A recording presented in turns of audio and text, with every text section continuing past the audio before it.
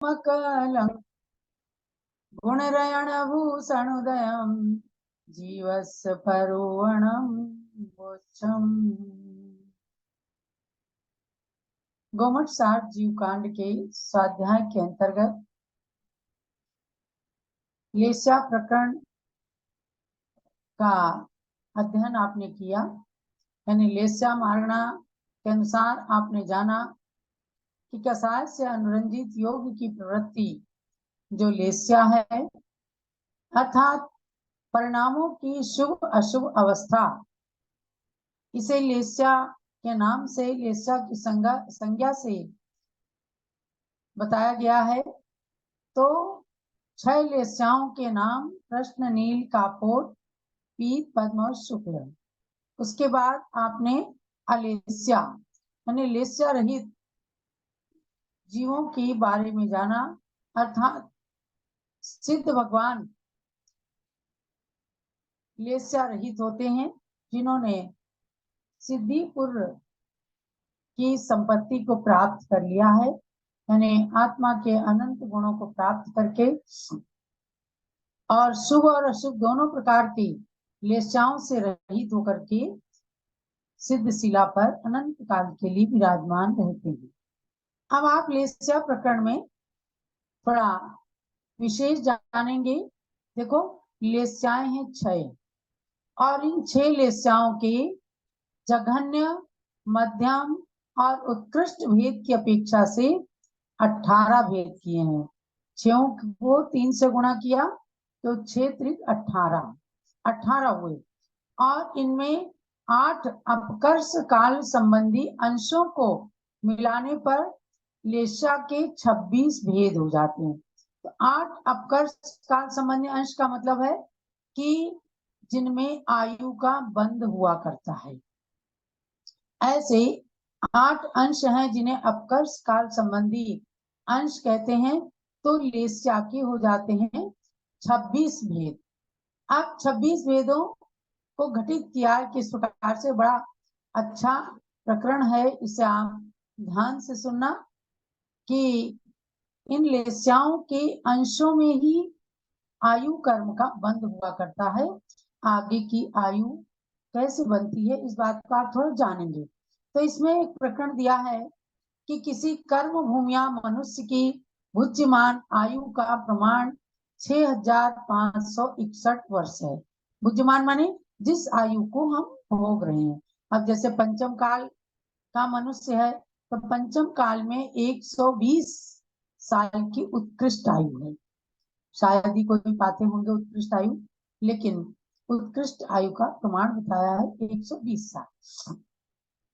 तो कर्म भूमिया मनुष्य की जो आयु भोग रहा है, मनुष्य आयु, उसको उसकी संख्या एक निर्धारित करी 6561 वर्ष।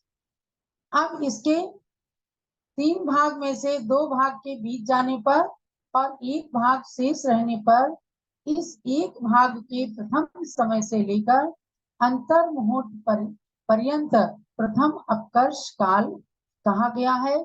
और इस अपकर्ष काल में परभव संबंधी आयु का बंध है। अब इसको आप कैसे जानेंगे? तो 6561 वर्ष जो है, उसमें से जो 2 भाग निकल गए, 2 भाग निकल गए, तो 1 भाग उसका बचा, तो वो भाग बचता है 6561/3। तो उसमें वो 1 भाग रह जाता है, यानी कि 2127 साल वर्ष जो है वो 1 भाग रह गया। तो अब इस तीसरे भाग में से जो इस भाग 1 भाग जो बचा, इसके में से जो प्रथम समय से लेकर 48 मिनट तक का एक अंतर मुहूर्त कहा जाता है, ये प्रथम अपकर्ष है, ये प्रथम अपकर्ष काल है। तो या तो इस प्रथम अपकर्ष काल में जो कहते हैं ना आयु का त्रिभागी में आयु बनती है, तो पहले आयु के 2 भाग निकाल दिए, जो तीसरा भाग बचा उसमें से जो पहला अपकर्ष काल आया, तो उस अपकर्ष काल में या तो आयु का बंध हो जाता अपने अपने भाव के अनुसार। और यदि यहाँ पर आयु नहीं बंधी, देखो 8 बार आयु बंध का समय आता है, यानी जो अपकर्ष काल हैं उनको 8 प्रकार से बांटा है। 8 तरह से अपकर्ष काल आएगा। तो अब जो बची है 2127 साल की, 87 साल की आयु, उसमें अगर बंद नहीं हुआ प्रथम अपकर्ष काल में तो 2187 को 3 से फिर से गुणा किया तो 2 भाग उसमें से निकाल दिए, तो तीसरा भाग बचा 729, यानी एक भाग जिसमें आयु का बंद होना चाहिए, यानी कि दूसरा जो अपकर्ष काल है वो आया 729 साल में। तो 729 साल जब उसके बचते हैं तब एक भाग यानी दूसरा अपकर्ष काल आता है। तो उसमें कहा कि इस अपकर्ष काल में 3 भाग में से एक भाग शेष रहने पर दूसरा अपकर्ष काल आया। यदि यहाँ पर आयु बन गई तो ठीक है, और नहीं यदि आयु बनती है तो जो शेष बची आयु है, शेष बची माने 729 साल, जो शेष बचे उसके फिर 3 भाग करते हैं। 3 भाग में से जो अंतिम तीसरा भाग बचता है, 2 भाग छोड़ दिए, तो दूसरे अपकर्ष काल में यदि आयु नहीं बनी तो उसके 3 भाग में से एक भाग शेष रहने पर ये तीसरा अपकर्ष काल आता है। एक भाग 729 में से जब 3 का भाग दिया तो अपकर्ष काल कितना बचा? 243 साल। तो वह तीसरा अपकर्ष काल हुआ। तीसरे अपकर्ष काल में आयु का बंद हो सकता है। जो भी आयु शुभ अशुभ भावों के अनुसार आयु बनी, ये आपको अच्छे से ध्यान रखना है कि कितनी बार कैसे कैसे आयु का बंद हो सकता है। आप कह रहे हैं कि यदि यहाँ भी आयु नहीं बंधी, यानी तीसरे अपकर्ष काल में भी नहीं बंधी, तो चौथा अपकर्ष काल आया तो 243 को 3 से फिर गुणा किया तो तीसरे 3 से भाग किया, हाँ भाग किया, तो कुल 81 साल, 81 ईयर्स। तो 81 साल बचे, तो 81 साल में चौथा अपकर्ष काल आया तो उसमें आयु का बंद हो सकता है। इसी प्रकार से आगे नहीं तो उसमें भी अगर नहीं बंधा तो 81 को 3 से फिर भाग दिया तो तब बचते हैं अपने 27 साल। ये 5वां अपकर्ष काल आया। 5वें अपकर्ष काल में आयु का बंद हो सकता है। तो इसमें सब में ये मिलाना है कि प्रथम समय से लेकर के और अंतर मुहूर्त काल तक आयु का बंद हो सकता है। अगर इसमें 5वें अपकर्ष काल में भी आयु का बंद नहीं हुआ तो फिर छठा अपकर्ष काल जो 27 को फिर 3 से भाग दिया तो बचा कितने? 9 साल। 9वें साल में आयु का ये कौन सा छठा अपकर्ष काल है, इसमें आयु का बंद हो सकता है। अगर इसमें भी नहीं हुआ तो 7वां अपकर्ष काल है जिसमें 9 में 3 का भाग दिया तो कितने बचे? 3। तीसरे साल में ये 7वां अपकर्ष काल आया, इसमें आयु का बंद हो सकता है। अगर इसमें भी आयु का बंद नहीं हुआ तो 3 को 3 से भाग दिया तो क्या हुआ?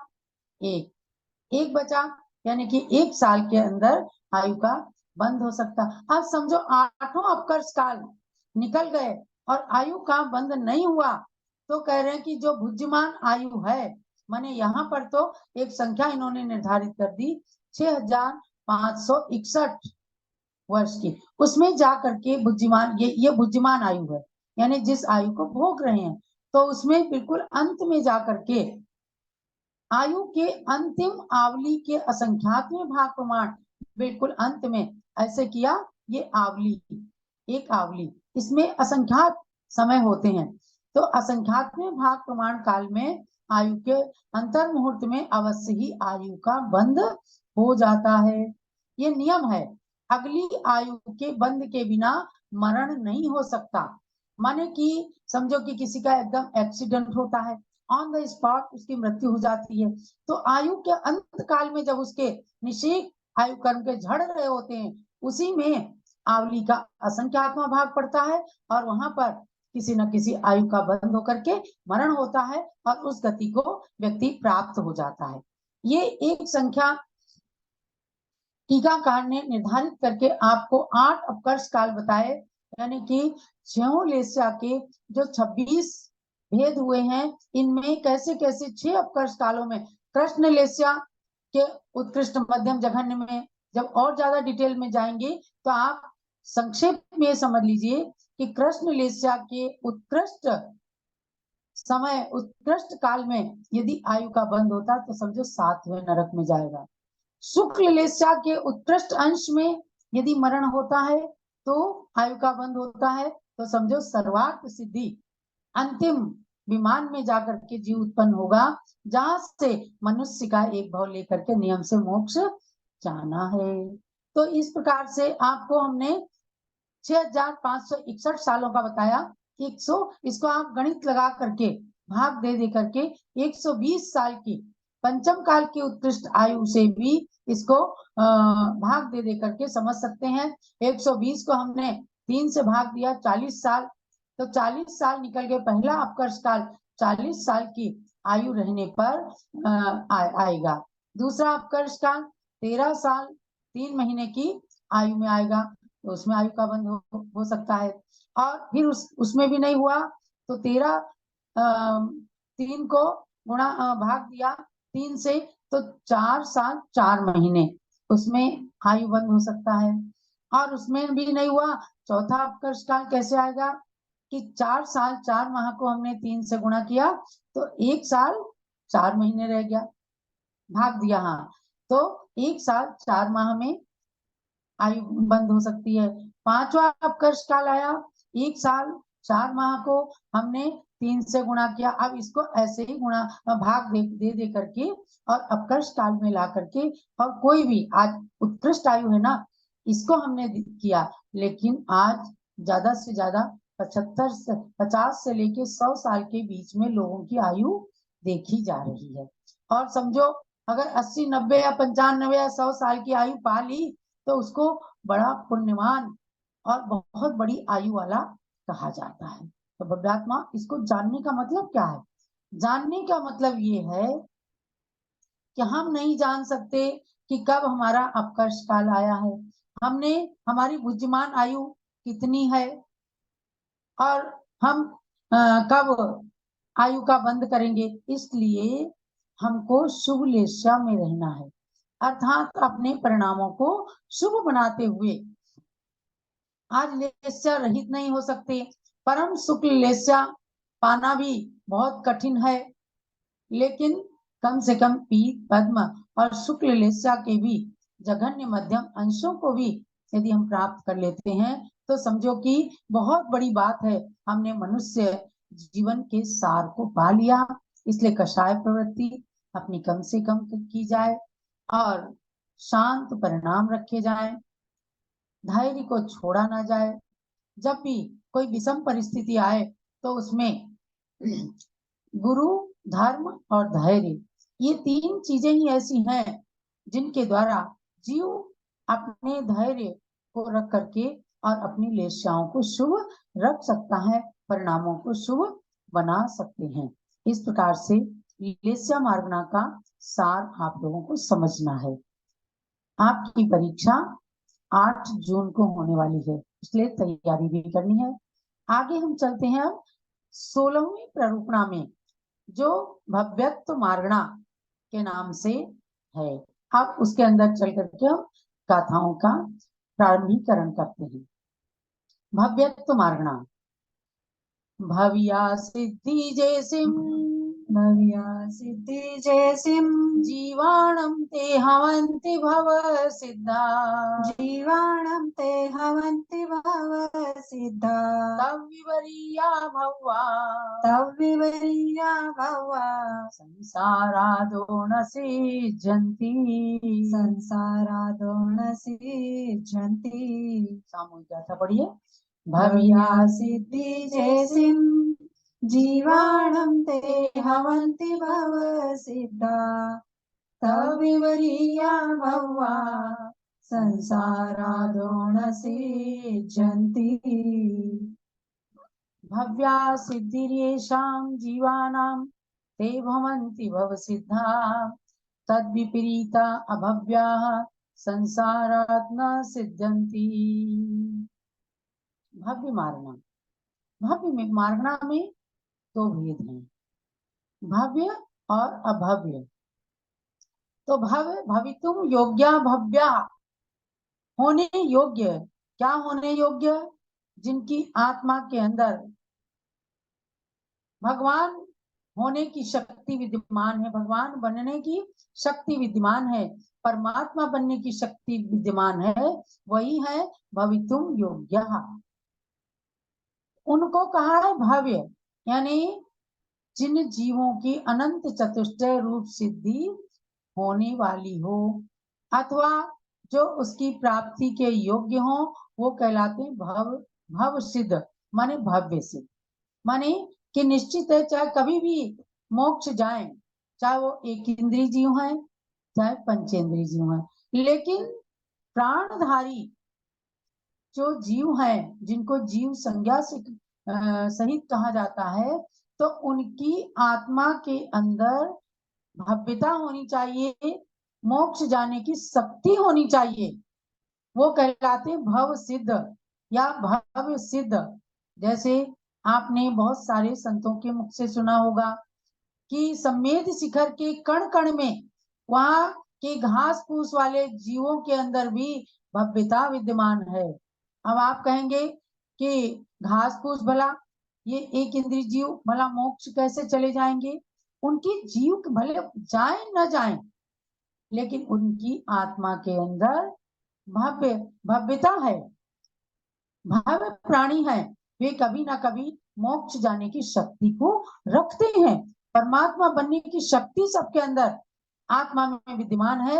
ये जैन सिद्धांत का प्रमुख सूत्र है। हर आत्मा स्वतंत्र है, हर जीव स्वतंत्र है, हर जीव परमात्मा बनने की स्वतंत्र शक्ति रखता है। हम किसी परमात्मा के अंश नहीं है।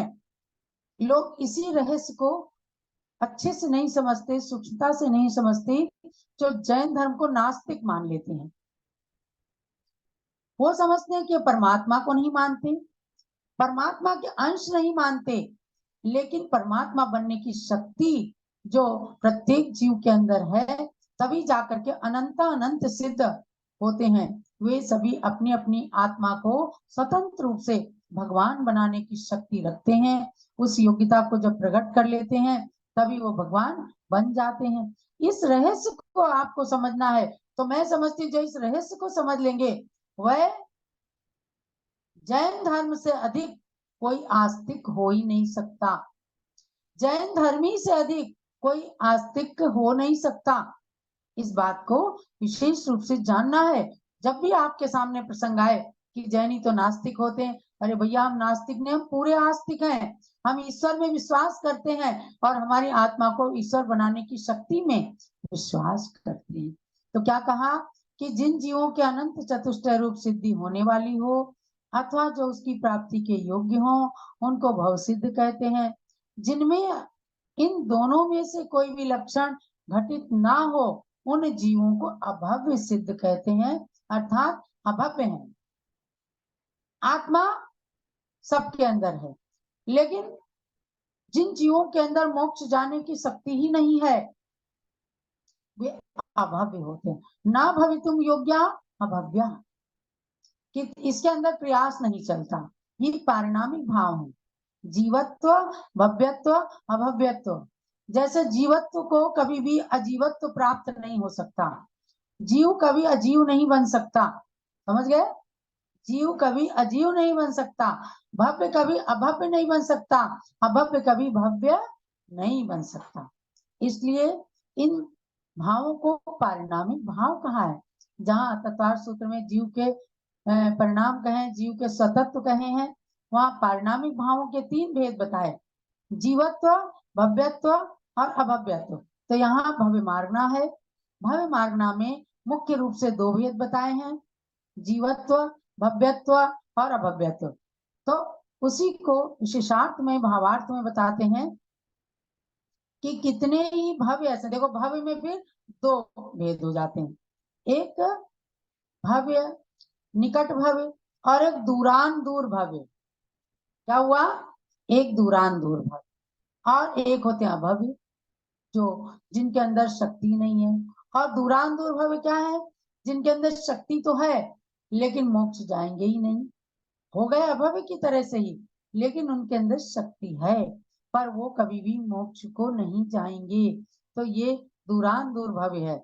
हम उदाहरण देते हैं, कितने ही भव्य ऐसे हैं जो मुक्ति प्राप्ति के योग्य हैं, परंतु कभी मुक्त नहीं होंगे। उदाहरण क्या दिया, जैसे बंध्या बने पने के दोष से रहित विधवा सती स्त्री में पुत्र उत्पत्ति की योग्यता नहीं है, परंतु उसके कभी पुत्र उत्पन्न नहीं होगा। मतलब वो बंध्या नहीं है, पुत्र उत्पन्न करने की उसके अंदर शक्ति है, पर विधवा हो गई, सती है। अब आज क्या है, विधवा स्त्रियां शादी कर लेती हैं। ये भारतीय संस्कृति के लिए बहुत ही कलंक की बात है। तो उनका उदाहरण दिया है कि पुत्र प्राप्ति की योग्यता है, लेकिन विधवा होने से वह सती हैं, वो किसी दूसरे व्यक्ति से, दूसरे पुरुष से संबंध नहीं रखेंगी, तो उनके पुत्र प्राप्त कभी भी नहीं होगा। इस प्रकार से दूरान दूर भव्य को कहा है कि उनके अंदर मोक्ष जाने की शक्ति है, लेकिन कभी भी जाएंगे ही नहीं। तो ये दूरान दूर भव्य की उपमा जो है, बंध्या स्त्री, बंध्या रहित स्त्री और विधवा सती स्त्री के समान उसकी शक्ति को बताया गया। और आगे कहा गया कि इसके सिवाय कोई भाव ऐसे हैं जो नियम से मुक्त होंगे। जैसे बंध्यापने के दोष से रहित स्त्री के निमित्त मिलने पर नियम से पुत्र उत्पन्न होगा, जो सृष्टि को चलाते हैं। पुरुष और स्त्री के सम्मिलन से पुत्र की उत्पत्ति होती है। तो अगर बंध्या नहीं है और उसे निमित्त मिला, विवाह हुआ, तो उसके नियम से संतान की उत्पत्ति होगी। उसी प्रकार से भव्य वही है जिनके अंदर शक्ति है और उनको निमित्त मिला, द्रव्य क्षेत्र काल भाव उनके योग्य रहे, तो फिर वो नियम से मोक्ष जाएंगे। ये है भव्य।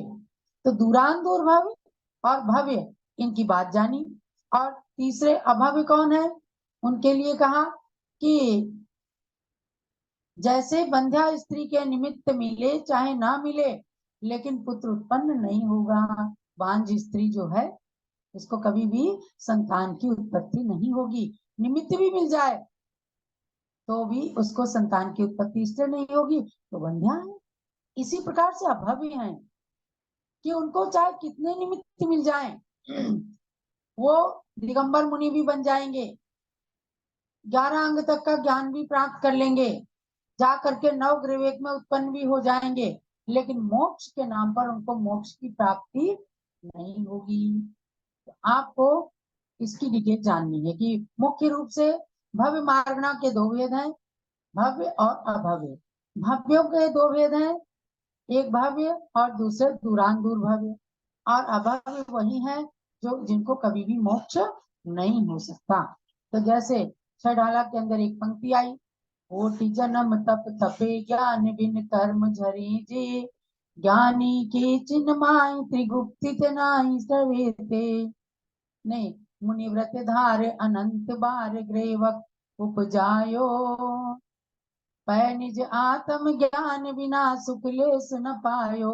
अरे वहां ध्यान दो, आज जो निश्चयाभासी लोग हैं वो ये कह करके मुनि व्रत से लोगों को दूर हटा देते हैं कि अनंत बार द्रव्य में चले गए, लेकिन मुनि व्रतों को धारण कर करके आत्म सुख को नहीं प्राप्त किया। कौन? ये अभव्यों के लिए कहा है। जब तक ये ज्ञान नहीं प्राप्त करेंगे तब तक उसकी असलियत को नहीं समझेंगे और आप दूसरे के द्वारा गुमराह किए जाने पर गुमराह हो जाएंगे। इसलिए भव्यात्माओं, गुमराह नहीं होना। जो अभव्य है वही ऐसा कर सकते हैं कि नवग्रह तक जा करके और मोक्ष के पास तक नहीं जा पाते, लेकिन फिर भी व्रत चारित्र व्यर्थ नहीं है।